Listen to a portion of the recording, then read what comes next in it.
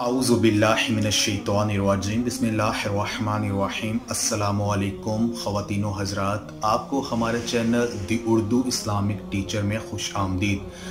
ख़वातीन व हज़रात, आज की इस ख़ास इंफॉर्मेटिव वीडियो में जो अमल मैं आपको बताऊंगा, ये अमल हर बीमारी से शिफा का अमल है।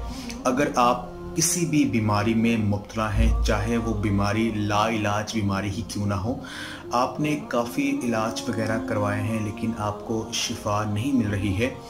हम लोग डॉक्टरी जो मेडिसिन वगैरह होती हैं, जो डॉक्टरी इलाज है, उस पर भी काफ़ी पैसा वगैरह जो है वो ख़र्च हम कर देते हैं। लेकिन अगर हम अल्लाह तबारक व तआला से वज़ाइफ को पढ़ कर अल्लाह पाक से मदद मांगें तो हम ज़रूर जो है शिफा याब होंगे।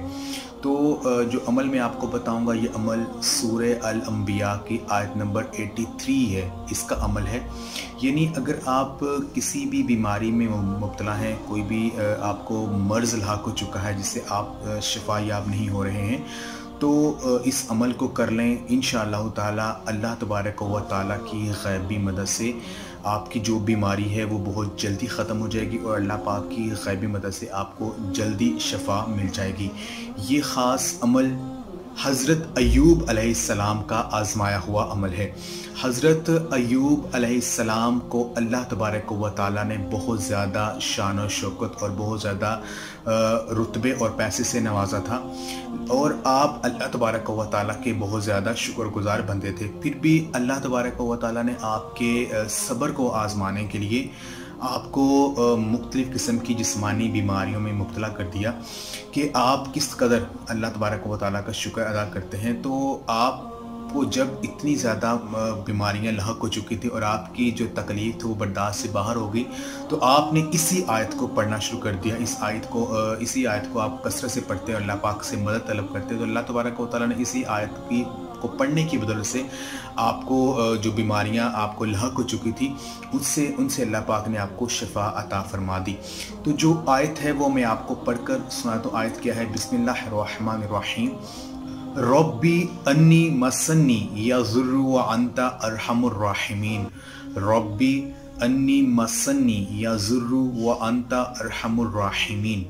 ऐ मेरे रब, बेशक मुझ पर सख्त तकलीफ़ आ पहुंची है और तू रहम करने वालों में से सबसे बेहतर रहम करने वाला है। अगर मेरी कोई बहन या भाई किसी बीमारी में मुब्तला है और उन्होंने काफ़ी इलाज वगैरह करवा चुका है लेकिन उसे शिफा नहीं मिल रही है बीमारी से, चाहे कोई भी बीमारी है, जिस्मानी कोई भी मसला है, तो इस आयत को सूरह अल अंबिया की आयत नंबर 83, रब्बी अन्नी मसन्नी यज़ुर्रु व अंता अरहमुर राहिमीन, इस आयत को वज़ू के साथ या बग़ैर वज़ू कसरत के साथ पढ़ता रहे।